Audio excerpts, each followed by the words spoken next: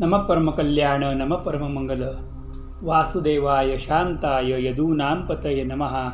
नमः परमकल्याण नमः परममंगल वासुदेवाय शांताय यदूनां पतये नमः। भगवान सद्गुरुनाथांचे चरणी अनंत कोटी साष्टांग दंडवत असून आजचा चिंतनाचा अभंग शांतीब्रह्म एकनाथ महाराजांचा 3 चरणाचा पण एक प्रेमानुभूतीचा अनुभव असलेला अभंग आहे। शांतीब्रह्म एकनाथ महाराज अभंगामध्ये म्हणतात, अवघेची त्रैलोक्य आनंदाचे आता चरणी जगन्नाथा चित्त ठेले। अवघेची त्रैलोक्य आनंदाचे आता चरणी जगन्नाथा चित्त ठेले। माय जगन्नाथ बाप जगन्नाथ अनाथाचा नाथ जनार्दन। माय जगन्नाथ बाप जगन्नाथ अनाथांचा नाथ जनार्दन। एका जनार्दनी एकपणे उभा चैतन्याची शोभा शोभतसे। एका जनार्दनी एकपणे उभा चैतन्याची शोभा शोभतसे। माय जगन्नाथ बाप जगन्नाथ अनाथांचा नाथ जनार्दन। अत्यंत सुंदर श्रेष्ठ अनुभूती व्यक्त करणारा हा दिव्य असा एकनाथ महाराजांचा सद्गुरू महिमा ह्या चिंतनातला किंवा प्रकरणातला किंवा त्या स्वरूपातला अभंग आहे। हा अभंग 2 स्वरूपातून चिंतन केला जातो आणि ते 2 स्वरूप जे आहेत ते मी चर्चेमध्ये विशद करणार आहे। माऊली एकनाथ महाराज या अभंगामध्ये म्हणतात की अवघ संपूर्ण त्रैलोक्य आनंदाने भरलेला आहे आणि ह्या आनंदाचा सत्य अनुभव मला येतोय। माझं मन माझं चित्त हे जगन्नाथांच्या भगवंतांच्या चरणाशी स्थिर झालेलं आहे। हा जगन्नाथ म्हणजे भगवान माझी आई आहे, माझा पिता आहे। हाच परमात्मा संपूर्ण अनाथांचा नाथही आहे, असा हा जनार्दन स्वरूपामध्ये हा भगवंत आहे। एकनाथ महाराज म्हणतात की हा एका म्हणजे एकनाथ महाराज या जनार्दनांच्या समोर भाव व्यक्त करतो की हाच परमात्मा माझ्यासमोर एकपणे उभा आहे आणि तोच चैतन्याची शोभा ब्रह्मांडामध्ये दिसत आहे। मी त्याला वंदन करतो। वरवर पाहायला गेलं तर हा अभंग अत्यंत साधा सरळ सोपा, परंतु सद्गुरूंची परिपूर्ण अशी सेवा ज्यांनी केलेली आहे, जो गुरुसेवेमध्ये अत्यंत तत्पर आहे, किंबहुना गुरु हे ज्याचं अंतरंग आहे, केवळ अशीच व्यक्ती किंवा अशीच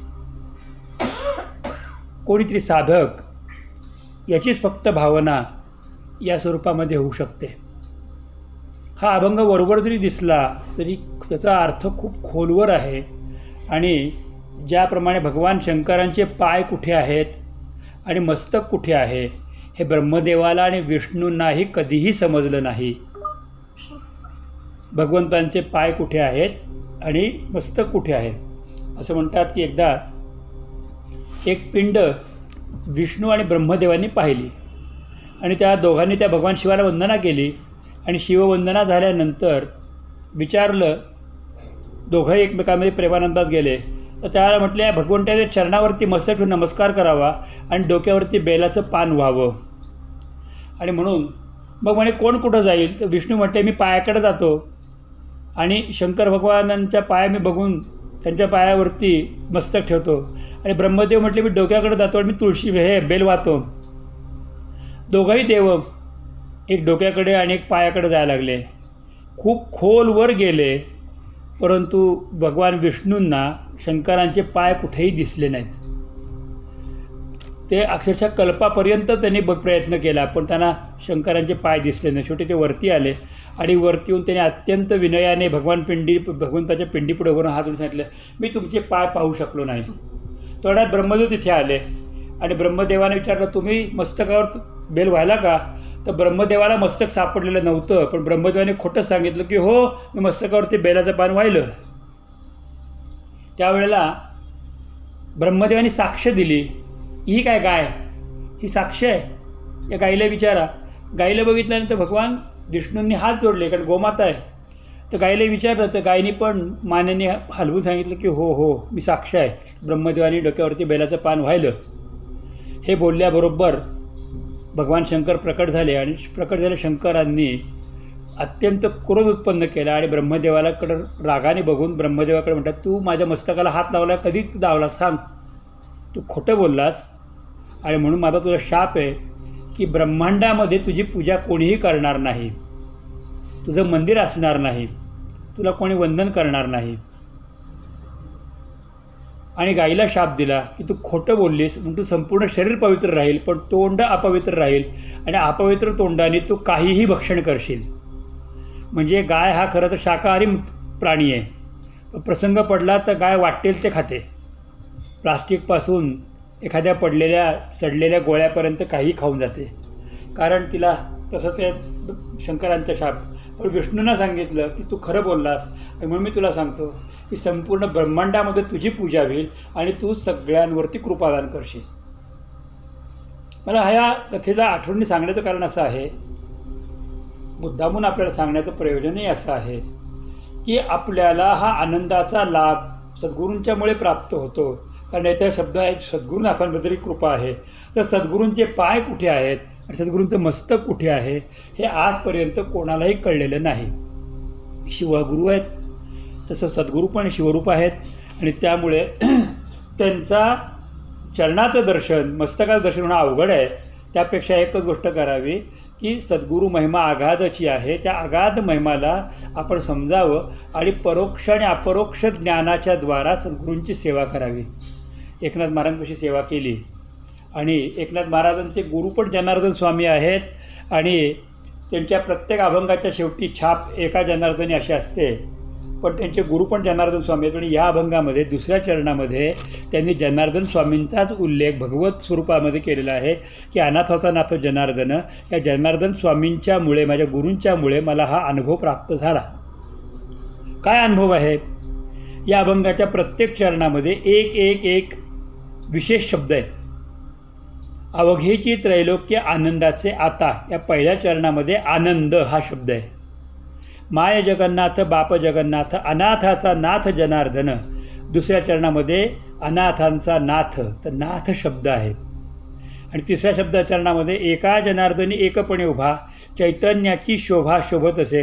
तिसऱ्या चरणामध्ये चैतन्य शब्द आहे. म्हणजे पहिल्या चरणामधला आनंद, दुसऱ्या चरणामध्ये नाथ आणि तिसऱ्या चरणामध्ये चैतन्य. हे तिन्ही शब्द एकत्र केले तर काय शब्द तयार होतो? तर आनंद चैतन्य नाथ म्हणजे सद चिद आनंद या स्वरूपाचा बोध प्राप्त होतो. सच्चिदानंद म्हणजे नेमकं काय तर हेच आहे. श्री गुरु सच्चिदानंद स्वरूप असतात, श्री गुरु ज्ञानस्वरूप असतात. तर सत चिद आनंद. तर नाथ हे सत्स्वरूप आहे, चित स्वरूप चैतन्य आहे तिसऱ्या चरणात सांगितलं. आणि माझे गुरु हे आनंद स्वरूप आहे पहिल्या चरणात सांगितलं. म्हणजे दुसऱ्या चरणामध्ये अनाथाचा नाथ जनार्दनामध्ये नाथ जनार्दन म्हटलेलं आहे. हे नाथ जनार्दन म्हणजे हे सत्स्वरूप आहे, हेच या जगातले सत्य आहेत आणि त्यांच्या कृपेमुळे मला हा अनुभव आला. सत कुठला? तर सत चित. चित कोणते? तर चैतन्याची शोभा संपूर्ण ब्रह्मांडामध्ये आहे हा अनुभव. आणि आनंद काय आहे? तर अवघेची त्रैलोक्य आनंदाची आता हा आनंद. म्हणजे सद चित आनंद हे जे भगवान शंकरांचं वचन आहे, शास्त्राचं वचन आहे किंवा हे आत्मानुभव अनुभवण्याचं सुंदर वचन आहे, त्या वचनाची व्याप्ती आणि गोप्यरित्या या वचनाचा बोध एकनाथ महाराजांनी शांतीब्रह्मनाथांनी आपल्याला या अभंगातून केलेला आहे. नाथांच्या सगळ्या अभंगामध्ये सर्वात श्रेष्ठ अभंग हा मानला जातो. त्याचं कारण ह्या अभंगामध्ये सच्चिदानंद स्वरूप शिवस्वरूप सद्गुरूंची गुणवर्णन केलेलं आहे. एकमात्र जगामध्ये गुरु आहे. भगवान शंकर पण स्वमुखान सांगतात की हरवृष्टे गुरौस्त्राता गुरवृष्टे न कश्चन तस्मात सर्व प्रयत्न श्रीगुरुम शरणम व्रजेत. शंकर भगवान सांगतात की एखाद्या वेळेला जर मी रागवलो तर गुरु माझ्या रागापासून वाचवतात. ब्रह्मांडामध्ये काही बिघडलं तर गुरु वाचू शकतात, परंतु गुरु रागवले तर कोणी वाचू शकणार नाही. कारण गुरु हे सर्व ब्रह्मांडामध्ये सर्वश्रेष्ठ आहेत की ते आपल्याला भगवंतापर्यंत घेऊन जातात. तो सोपान आहे की जो सोपान आपल्याला इकडून तिकडे सहज लीलया पार करतो. म्हणजे सच्चिदानंद कसं आहे त्याचं वर्णन जर आपण नीट श्रवण केलं तर या अभंगाचं खरं रूप आपल्याला कळेल. म्हणजे या अभंगामध्ये वर्णन केलं आहे सद्गुरूंचं नाथ जनार्दन, आणि एकनाथांचे बरोबर तर एकनाथच आहेत. त्या एकनाथाचा म्हणजे एकाचा जनार्दन, तर दोन्हीकडे जनार्दन म्हणजे गुरूंचं हे वर्णन आहे. तर हे गुरूंचं वर्णन जरी असलं तरीही याच्यामध्ये एक वेगळेपण पण आहे. ते वेगळेपण जे आहे ते आपण अभंगाच्या शेवटी चिंतनामध्ये घेणार आहोत. तर आता आपल्याला प्रश्न असा आहे की अवघेची त्रैलोक्य आनंदाचे आता, तिथं आता शब्द वापरला आहे, म्हणजे याच्यापूर्वी नव्हतं का? हे त्रैलोक्य आनंदाचं नव्हतं का यापूर्वी? एक प्रश्न मनाला विचारावा. अवघेची त्रैलोक्य आनंदाची आता, आता म्हणजे काय? भागवतामध्ये एका ठिकाणी म्हटलं आथ सर्व गुणोपेत काल परमशोभना, म्हणजे या क्षणीच तो सर्व गुण संपन्न काल प्रकट झाला आणि भगवंतांचं प्राकट्य झालं. म्हणजे तोपर्यंत भगवंतांचं प्राकट्य नव्हतं का? भगवंत चराचरामध्ये होते, सूक्ष्मामध्ये होते, ते मूर्तीमध्ये आले म्हणून तिथं आता शब्द वापरला आहे. किंवा भगवान आपी ता रात्री शरद फुल्ल मल्लिका हा ता रात्री, त्या दिवशी, तो दिवस, असं रासक्रीडेच्या प्रारंभात म्हणतात. तो दिवस म्हणजे कोणता? तर तो दिवस, सर्वोत्तम काळ, आता, हे सगळे शब्द आता या शब्दांनी फार फार फार या अभंगामध्ये मोठी मेघ या आता शब्दामध्ये आहे. जेवपर्यंत आता कळलं नाही ना तोपर्यंत पुढे जात नाही. मी मनुष्य आहे, आता माझं काय कर्तव्य कर्म आहे मला आत्ता कळलं पाहिजे. आता तरी सावध झालं पाहिजे, आता तरी पुढं गेलं पाहिजे, आता तरी वाईट वासनांपासून बाजूला गेलं पाहिजे, आता तरी मी काहीतरी प्रयत्न केले पाहिजे, आता तरी वेळ आलेली आहे त्याचा उपयोग केला पाहिजे, आणि आता मी सर्वस्व भगवंताला अर्पण करत आहे. हे सगळे आताचे गुणधर्म आहेत. मग अवघेची त्रैलोक्य आनंदाची आता, तर हे त्रैलोक्य आनंदमय झालं, ते त्रैलोक्य आनंद स्वरूप कसं झालं ही गोष्ट आपल्याला कळणं फार मोठं आवश्यक आहे. भागवतामध्ये सगळ्यात मोठी रचना आहे की चतुश्लोकी भागवत. जी 4 श्लोक जे आहेत ते 4 श्लोक भगवान नारायणांनी ब्रह्मदेवाला सांगितले, ब्रह्मदेवानी नारदांना सांगितले, नारदांनी वेदव्यासांना सांगितले, आणि त्या 4 श्लोकावरती वेदव्यासजी महाराजांनी संपूर्ण 18,000 श्लोकांचं भागवताची रचना केली. त्यातला पहिला श्लोक असा आहे की या सृष्टीच्या पूर्वी काहीही नव्हतं आणि या सृष्टीच्या अंती काही असणार नाही. जे काही आहे ते सगळ्या सृष्टीमध्ये मीच एकमेव आहे, मी भरून उरलेलो आहे, मीच आहे आणि मला ओळखणं हे गरजेचं आहे. हा पहिला श्लोक. या श्लोकाला आपण नीट आठवा. चतुश्लोकी भागवतातला पहिला पाया आहे. आधी काही नव्हतं, नंतर काही असणार नाही, आता जे काय ते मीच आहे. याचा अर्थ असा आहे की सृष्टीच्या आधी, सृष्टीच्या नंतर आणि सृष्टीच्या मध्ये भगवंत भरलेला आहे. मग सृष्टीच्या मध्ये भगवंत भरलेला आहे तर थोडा विचार करा की या भगवंतानेच मततत्वातून ही सृष्टी तयार केली. आता मी तुम्हाला एक दुसरं उदाहरण सांगतो म्हणजे हा विषय नक्की नीट कळेल. की एक कुंभार होता, त्या कुंभाराने जाऊन माती खणली आणि भरपूर मातीचा संचय करून तो घरी आला. गाढवावरती माती लादून तो घरी घेऊन आला. नंतर त्याने काय केलं, त्या मातीला गाळलं खूप छान, आणि गाळल्यानंतर त्याने ती माती भिजवली. त्या मातीला आधी गोळा करून आणली, गाढवावरती ठेवली, दुसरी स्टेप, तिसऱ्या स्टेपला त्या मातीला गाळलं, त्याचे खडे गोटे दूर केले, मऊ माती केली. चौथ्या स्टेपमध्ये त्याने त्या मातीमध्ये पाणी घातलं आणि ती माती मुरू दिली. 5व्या स्टेपमध्ये त्यांनी मातीचे आवश्यक आकाराचे गोळे तयार केले. 6व्या स्थितीमध्ये त्यांनी एक मोठं चाक घेतलं आणि त्या चाकाला खाली आरी होती आणि त्या चाकाला काठीने त्यांनी फिरवायला सुरुवात केली आणि डावात वरती जरा उजव्या हाताने फिरत त्यांनी त्या चाकाला खूप गती दिली आणि गतिमान चाकाच्या मध्यावरती त्यांनी मातीचा गोळा ठेवला आणि त्याच्यानंतर आपले दोन्ही हात त्यांनी पाण्यामध्ये बुडवले आणि नंतर त्यांनी त्या मातीच्या गोळ्याला अंगठे लावले आणि आकार द्यायला सुरुवात केली. आणि पाहता पाहता पाहता त्यांनी सुंदर घट तयार केला. एक माठ, एक भांडं, एक सुंदर पातेलं, एक पणती, त्याच्यानंतर एक वेगवेगळ्या वस्तू त्यांनी त्याच्यापासून तयार करायला सुरुवात केली. मातीपासून त्यांनी चिलीम पण तयार केली. अनेक गोष्टी त्यांनी तयार केल्या आणि मग त्या दोऱ्यांनी कापायच्या. कापायला तो दोरा वापरत होता, साधा दोराने तो कापायचा. उन्हात ठेवलं, त्यांनी वाळवलं. वाळवल्यानंतर ते छान वाळले बघितल्यानंतर त्याने आवा पेटवला म्हणजे भट्टी, आणि भट्टीमध्ये ती सगळी भांडी उलटी ठेवली त्यांची तोंड जमिनीकडे आणि खालचं बूड आकाशाकडे अशी उलटी भांडी ठेवून त्यांनी ती भट्टी तापवली, पेटवली. 8 दिवस भट्टी जळत राहिली. 8व्या दिवसानंतर ती भट्टी शांत झाली. एक भांडं बघितलं, टणटण वाजून बघितलं. भांडं जे आवडलं तरी बाजूला ठेवलं, जे भांडं कच्चं आहे त्यांनी बाजूला सरकवून दिलं. चांगली भांडी जी होती ती कुठेतरी कोणाकडे तरी गेली वापरायला, आणि जी खराब भांडी होती ती नंतर त्यांनी फोडून टाकली. त्यांनी फोडलं म्हणजे काय केलं? भांडं फुटलं म्हणजे कारण सुटलं, कार्य संपलं. परंतु रूपांतर काय झालं? तर भांडं जे फुटलं त्या भांड्याची परत मातीच झाली आणि ती मातीमध्ये मिसळली. जी भांडी कोणाच्या घरात गेली होती ती कालांतराने फुटली, त्याची पण मातीच झाली आणि मातीमध्ये मिसळली. म्हणजे मूळ होती मातीच, जी खणून आणली काय किंवा भांड्याच्या रूपात आली काय, आणि तीच माती नंतर भांड्याच्या रूपात झाली. तीच आग्नेय संपर्कामध्ये आली, तीच जगामधल्या सुखदुःखाला भाजली गेली, तीच तयार झाली आणि नंतर तीच माती मातीमध्ये मिसळली. जसं भागवतामध्ये म्हटलं होतं की जन्माला आलेला 2-2.25 किलोचा तो गोळा मनुष्य रूपातला तो वाढला वाढला वाढला मोठा मोठा मोठा झाला, चांगला 80-90-100 किलोचा झाला. एक दिवशी मेल्यानंतर त्याला सगळ्यांनी जाळलं आणि जाळल्यानंतर राख जी होती ती राख मोजली, ती परत 2च किलो भरली. म्हणजे जेवढा होता तेवढा शेवटी शिल्लक राहिला, जिथून आला तिथेच गेला. म्हणजे जगामध्ये आपण येतो कुठून तिथेच जाणार आहोत. म्हणजे जगाच्या पूर्वी पण तो भगवंत आहे, आजही भगवंत आहे आणि अंतिमतःही भगवंत आहे. ही गोष्ट मला आता म्हणजे माझ्या गुरूंनी सांगितल्यानंतर नीट मनामध्ये कळली आणि त्यामुळे मला पहिल्यांदा आनंदाची अनुभूती आली. सदचिद आनंदमधला आनंद मला आधी कळला. परमार्थातली पहिली गोष्ट कुठली कळली पाहिजे तर परमार्थातला आनंद कळला पाहिजे, आनंद स्वरूप कळलं पाहिजे. हे आनंद स्वरूप फार महत्त्वाचं आहे.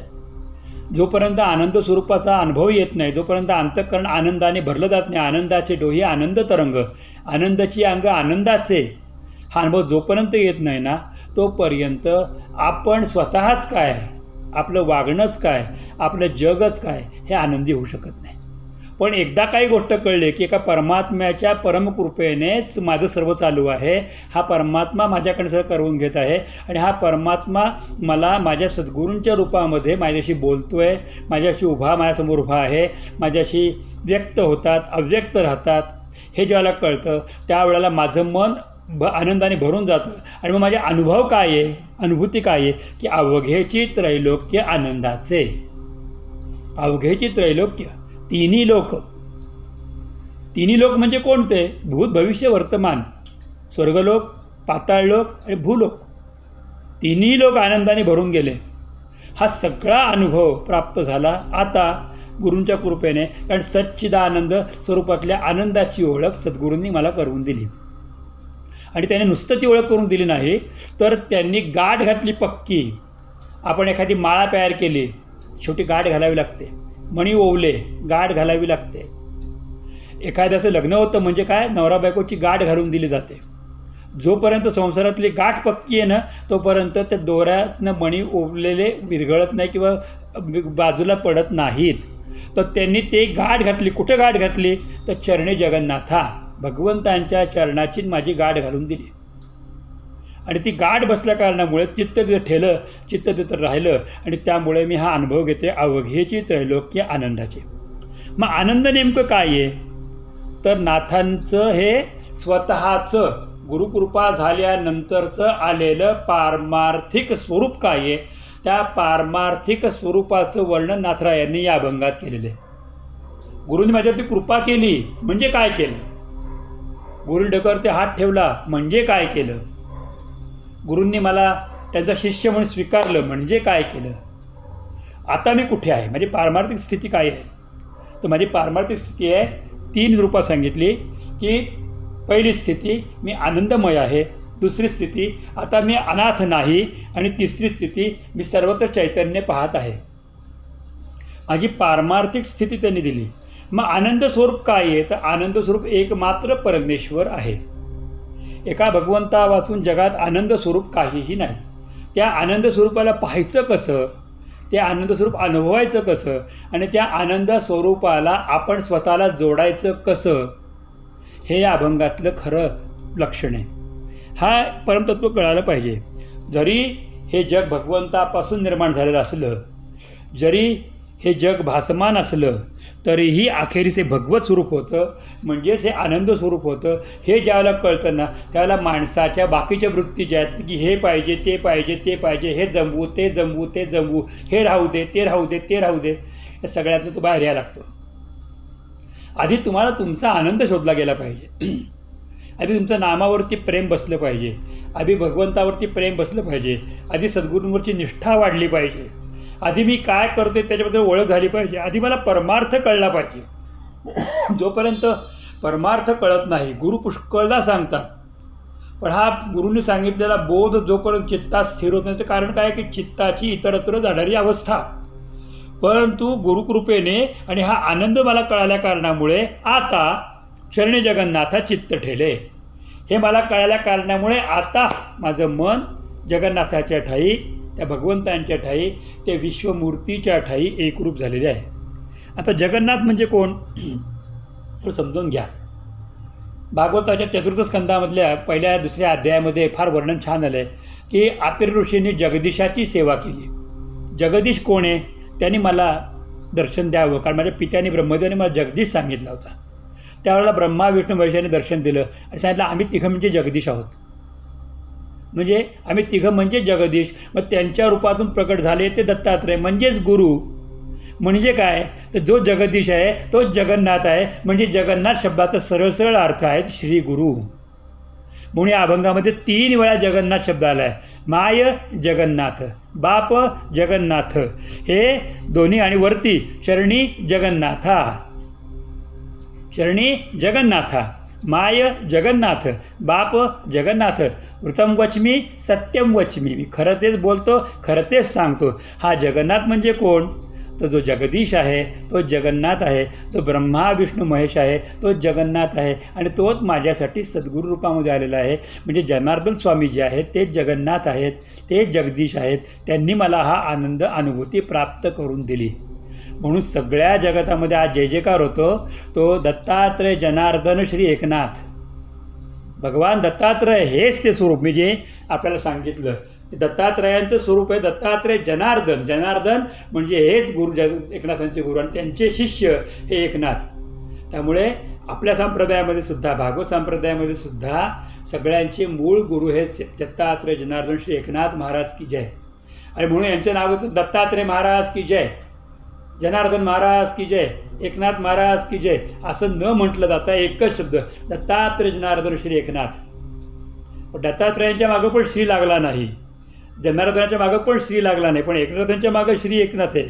दत्तात्रय जनार्दन श्री एकनाथ, कारण या एकनाथांच्यामुळे, सद्गुरूंच्यामुळे आम्हाला ते सगळा अनुभव कळतोय.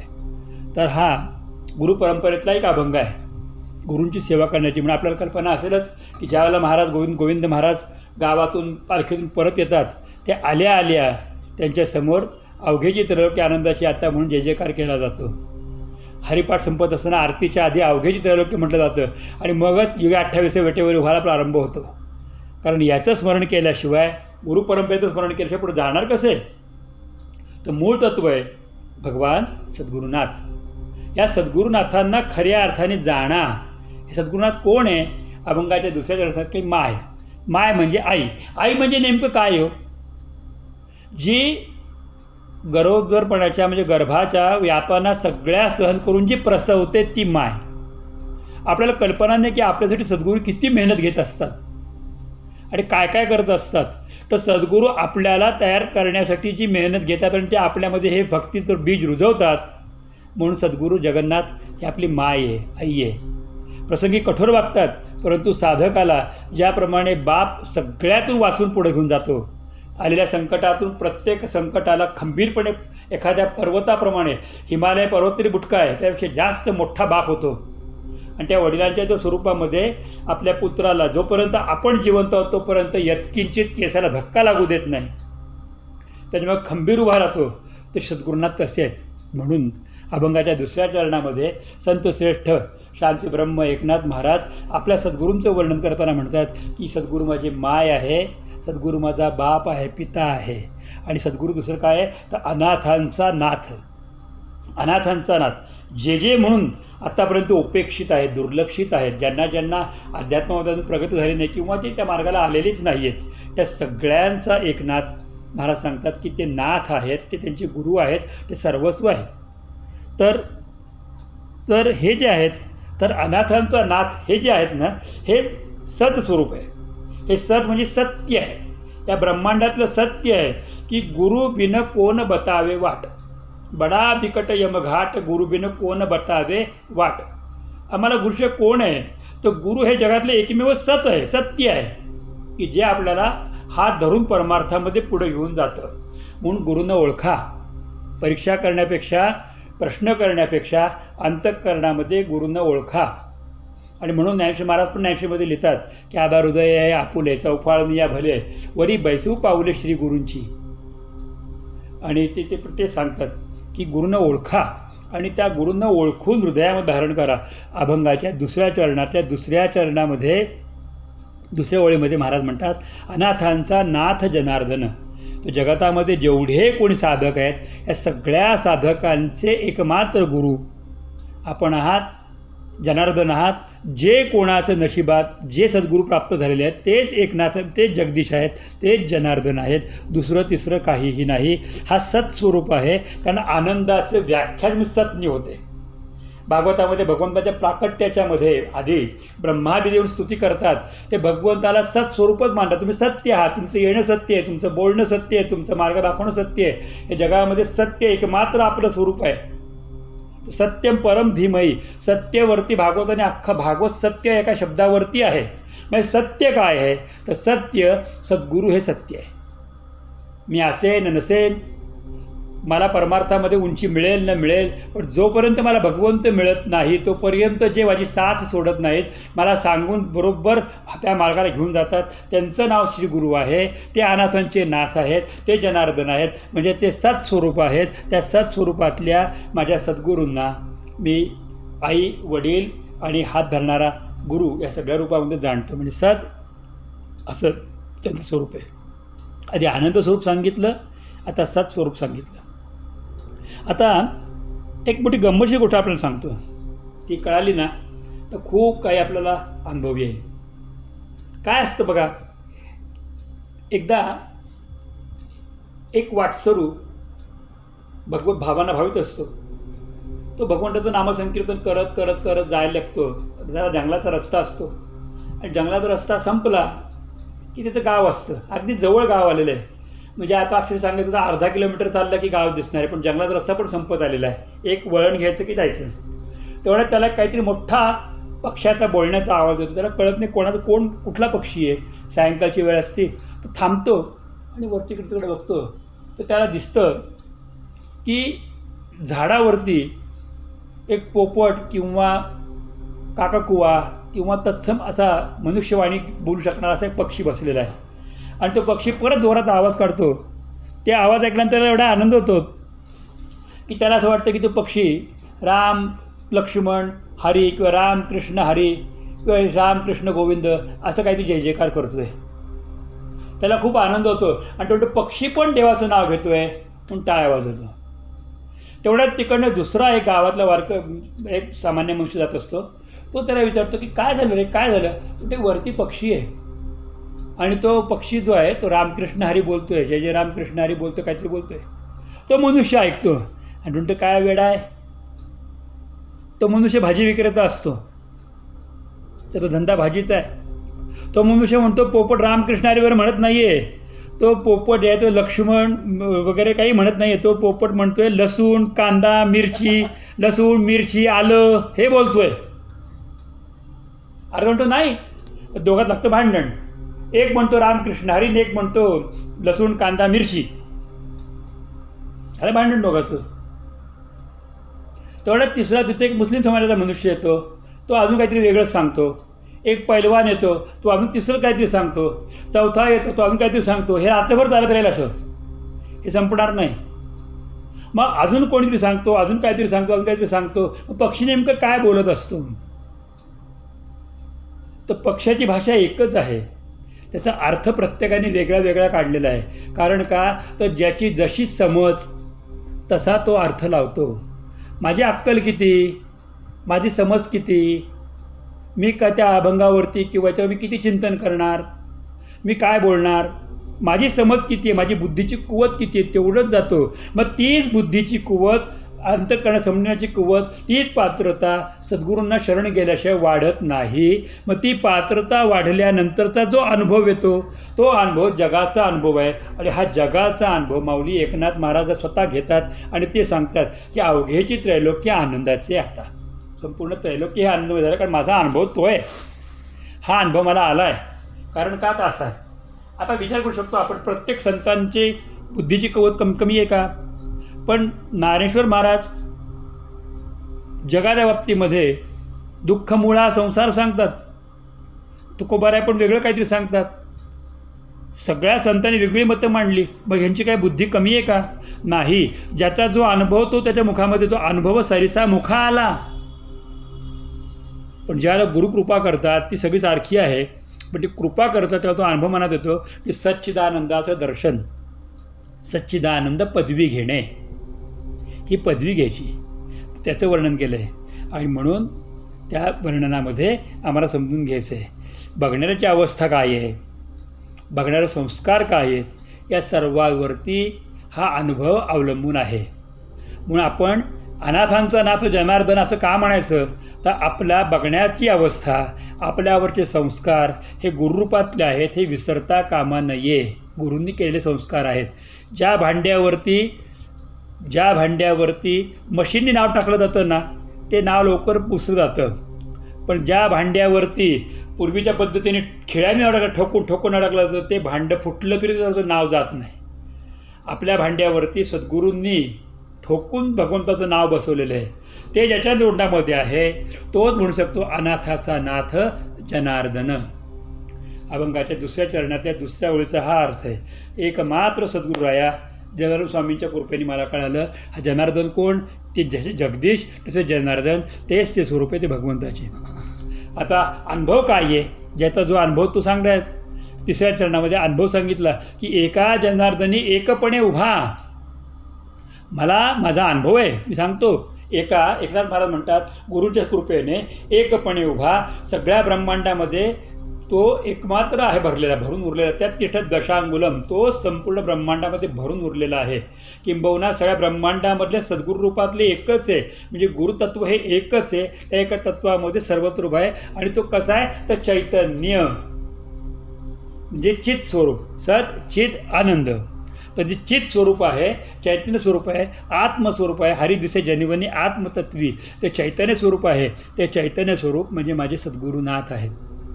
एका जनार्दनी एकपणे उभा, चैतन्याची शोभा. त्यांची शोभा काय वर्णन करू तुम्हाला सांगतो. त्यांच्या शोभेची अवस्था कशी आहे. एकनाथ महाराज तर इतकं छान या अवस्थेचं वर्णन करतात. दुसऱ्या एका काकड्याच्या अभंगामध्ये एकनाथ महाराज आरतीमध्ये काकड्याच्या इतकं छान सांगतात. ते म्हणतात, इतकं सुंदर सांगतात, भगवंताची अवस्था नेमकी कशी आहे, माझ्या गुरूंची अवस्था कशी आहे. तर सहस्र दीपे दीप कैसी प्रकाशली प्रभा, उजळल्या दश दिशा गगना आलीची शोभा. काकडा आरती माझ्या कृष्ण सहभागिया, माझ्या सद्गुरुराया, चराचर मोहरले तुझी मूर्ती पाहावया. फाकलेसे तेज प्रभा झालीसी एक, नित्य नवा आनंद ओवाळिता श्रीमुख. आरती करता तेज प्रकाशले नयनी, तेणे तेजे मिनला एका एक जनार्दनी. चैतन्याची शोभा वर्णन करत असताना इतकं सुंदर सांगतात, किती सुंदर, म्हणजे अंगावर सांगतात रोमांच येते. माझे महाराज, माझे गुरुराया ज्या वेळेला आमच्याकडे पुण्याला यायचे तर कार्तिक महिना असायचा, ते काकडा रोज करायचे. आणि ते पहाटे उठून ते काकडा करत असताना ते देवाच्या बाजूला पाठ ठेवून बसायचे. आणि समोर एक पाठ ठेवलेला असायचा आणि पाटावरती निरांजन पेटवून ते ठेवायचे. एक साखरेची वाटी ठेवायची समोर, काय असेल ते दूध, लोणी असेल ते लोणी ठेवायचे. आणि महाराज दोन्ही पाय गुडघे असे वरती करून बसायचे, उकडी बसायसारखे. आणि आपल्या डोक्यावरनं हात फिरवत कधी मांडी घालून डोक्यावर हात फिरत एक जय जय राम कृष्ण हरी, जय जय राम कृष्ण हरी असं करत ते सुरू करायचे. आणि त्याच्यानंतर ज्या वेळेला सहस्रदीपे दीप कैसी प्रकाशित प्रभा शब्द यायचे, त्याला महाराज डोळे बघण्याजोगे असायचे. मला आजही ती मूर्ती मी विसरू शकत नाही.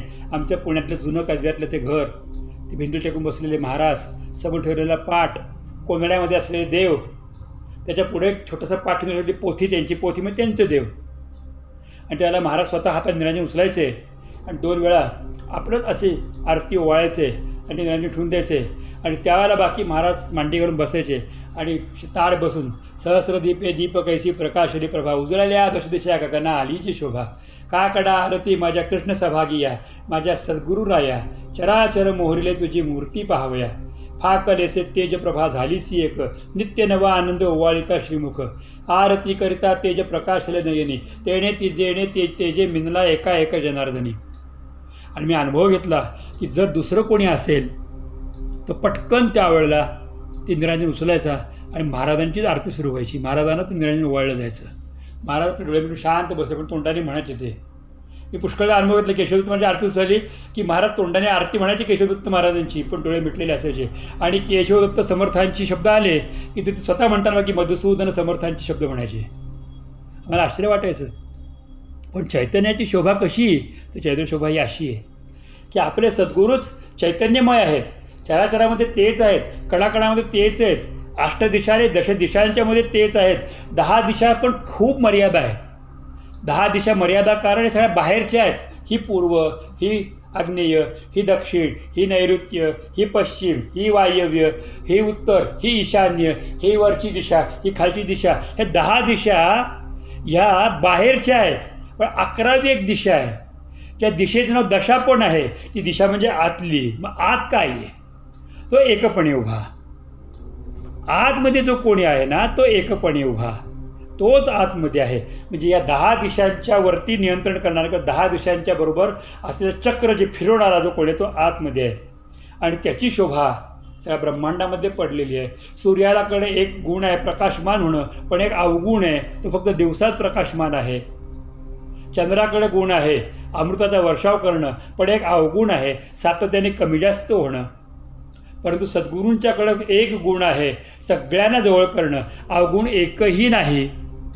परंतु तो गुण कोणता आहे? तो चैतन्याची शोभा शोभत असे. दिवस असो का रात्र असो ते प्रकाश देत राहतात. लहान हो का मोठा हो, चंद्राला अमृत द्यायचं असतं. सद्गुरुनाथ आपल्या मुखारविंदातून अमृताचा वर्षाव करत असतात आणि दिवस आणि रात्र आतमध्ये बसून साधकाला जागवत असतात. मग तुम्ही बैसोनी अंतरी मज जागवा निर्धारी. तो का म्हणे भोजे मग मी नाचे न निर्लज्जे. ही निर्लज्ज अवस्था आम्हाला प्राप्त करून देतात. त्याचं वर्णन करत असताना, ही चैतन्याचे वर्णन करत असताना एकनाथ महाराज 3ऱ्या चरणामध्ये म्हणतात की एका जनार्दनी एकपणे उभा. एक कुठे तो विटेवरती उभा आहे, पण तो नेमका कुठे आहे? तर साधकाचा निश्चय ही वीट आहे आणि त्या निश्चयरूपी विटेवरती तो आपल्या हृदयामध्ये भगवंत उभा आहे आणि त्याची चैतन्याची शोभा आपल्याला सगळीकडे पाहायला मिळते. त्याच्या चैतन्यामुळे डोळ्यानं दृष्टी आली आणि डोळ्यामध्ये तेज आल्या कारणामुळे आपण ब्रह्मांड पाहू शकतो. अशी नाथराया या अभंगाच्या 3ऱ्या चरणामध्ये एका जनार्दनी एकापुढे उभा चैतन्य शोभा शोभत असे. म्हणजे सद अनाथाचा नाद, चित चैतन्याची शोभा आणि आनंद हे त्रैलोक्याच्या आनंदाचं वर्णन असं भगवंताचं केलं. हे वर्णन आहे सद्गुरूंचं. आता दुसरं वर्णन सांगायचं आहे. अभंगात शेवटी सांगतो म्हटलं होतं ते मूळ तत्व. मला काय केलं, माझ्या गुरूंनी मला काय दाखवलं? तर गुरुनी माझ्या डोक्यावरती हात ठेवला आणि पंढरीमध्ये जो भगवंत पांडुरंग उभा आहे त्या पांडुरंगाला दाखवल्याबरोबर माझी अवस्था लक्षात काय झाली, मला अनुभव काय आला तर अवघेची त्रैलोक्य आनंदाची यात्रा. आणि त्यांनी हाताला धरून माझं डोकं हाताने धरून त्या भगवंताच्या पायावरती ठेवलं आणि त्यांनी डोक्याला मागे हात लावला आणि माझी मान खाली घालून त्या भगवंताच्या चरणावरती त्यांनी ठेवली. आणि त्यामुळे काय झालं, डोकं खाली गेल्यावर चित्तही गेलं आणि त्यामुळे चरणी जगन्नाथ चित्त ठेले. माझ्या मी डोळे उघडून बघितलं तर भगवंतासमोर माय जगन्नाथ बाप जगन्नाथ अनुभवाला अनाथाचा नाथ जनार्दन. हाच भगवंताला दत्तात्रय जनार्दन म्हटलं जातं. हाच त्याचं जनार्दनाय नमा, उपेंद्राय नमा, हरये नमा हे 24 अक्षरामध्येचं पण नाव आहे. किंबहुना या जनार्दनाचं स्वरूप स्मरण केल्याशिवाय श्राद्धकर्मही पूर्ण होत नाही. असा तो जनार्दन स्वरूप त्याचं त्यांनी दर्शन केलं. हा अनाथाचा नाथ आहे. आणि एकनाथ महाराज म्हणतात मला गुरुंनी दाखवून दिलं की एका जनार्दनी एकपणे उभा 28 युग झाले हा विटेवरती उभा आहे आणि याची चैतन्याची शोभा संपूर्ण ब्रह्मांडामध्ये पसरलेली आहे. संपूर्ण वर्णन गुरूंचं आहे आणि गुरूंनी दाखवून दिल्या कारणामुळे भगवान पांडुरंगाचं आहे. असं दोन्ही वर्णनं ज्या अभंगामध्ये येतात तो अभंग म्हणजे अवघेची त्रैलोक्य आनंदाची आता चरणी जगन्नाथा चित्त ठेले, माय जगन्नाथ बाप जगन्नाथ अनाथाचा नाथ जनार्दन. एका जनार्दन एकपणी उभा चैतन्याची शोभा शोभत असे. माय जगन्नाथ बाप जगन्नाथ अनाथाचा नाथ जनार्दन. पण एकच गोष्ट सांगतो मला शेवटी, की परमात्म्यांचं वर्णन करणं फार सोपं आहे. परमात्म्याचं वर्णन करणं, परमेश्वराचं वर्णन करणं फार सोपं आहे. अवघड काय आहे तर तो अनुभवणं हे मोठं अवघड आहे. तो वर्णन आणि अनुभव या दोघांमध्ये अंतर आहे. वर्णन तर वाचूनही करतात माणसं, पण अनुभवाविणं मान हलवू नको रे. अनुभव वेगळा आहे. आणि नाथ राय महाराज या अनुभवाची अनुभूती ज्याला घ्यायची आहे त्यांनी भगवत मार्गाला येण्याच्या बरोबरीने भगवत तत्व वरती उभा आहे, तो भगवान आहे, आणि खाली पावलं जी आहेत ते श्री गुरु आहेत. या दोन गोष्टी लक्षात जर घेतल्या म्हणजे घोट्याच्या वरती भगवान आहे आणि खाली जे दोन दिसत आहेत ती पावलं म्हणजे श्री गुरु आहेत. हे जर लक्षात घेतलं तर मग लक्षात येतं आपल्याला की एका जनार्दनी एकपणे उभा चैतन्याची शोभा शोभत असे. हे ज्याला लक्षात येतं आणि याप्रमाणे जो साधना करतो त्या व्यक्तीला आपोआप हा अनुभव येतो की अवघेची त्रैलोक्य आनंदाची आता चरणी जगन्नाथ चित्त ठेले. हा सतचित आनंदाचा ठेवा अशा स्वरूपाचा आहे. सद्गुरुनाथ भगवान की जय. त्या सद्गुरूंना वंदना करून प्रार्थना करूयात की शब्दाच्या माध्यमातून तुम्ही आम्हाला कळालात. अंतःकरणामध्ये तुम्ही आहे आता या चिंतनाच्या श्रवणातून आम्हाला कळालं. याचा अनुभव घेण्यासाठी मी प्रयत्न करीन. आपण दिलेलं नाम मी अधिकाधिक मुखाने गाईन, अधिकाधिक हृदयामध्ये धारण करीन आणि अधिकाधिक त्याचा मी अनुयायी होईल, नामाचा अनुयायी होईल. आणि माझ्यावरती कृपा तुम्ही केलेलीच आहे. कृपा कळाली नाही त्याचा अनुभव येण्यासाठी मी प्रयत्न करतो. आपण पाठीशी आहातच. याचा योग्य क्षण आला रे आला की आपण मला अनुभवही देणार आहात. अशा ज्यांची पावलं श्रीगुरू आहेत आणि त्यांचं संपूर्ण शरीर हे भगवान विठ्ठल आहे, अशा श्री विठ्ठल गुरूंच्या चरणी मी माझ्या मस्तक नमस्कार करतो आणि झालेली सेवा अर्पण करतो. पुंडलिका वरदे हरी विठ्ठल श्री ज्ञानदेव तुकाराम श्री पंढरीनाथ भगवान की जय. माऊली ज्ञानेश्वर महाराज की जय. माऊली एकनाथ महाराज की जय. श्री गुरु गोविंद महाराज की जय. श्री सद्गुरु केशवदत्त महाराज की जय. सद्गुरुनाथ भगवान की जय. सर्व संतन की जय. गोपाल कृष्ण भगवान की जय. सर्वांना माझा प्रेमपूर्वक नमस्कार. जय श्री कृष्ण, जय श्री कृष्ण, जय श्री कृष्ण.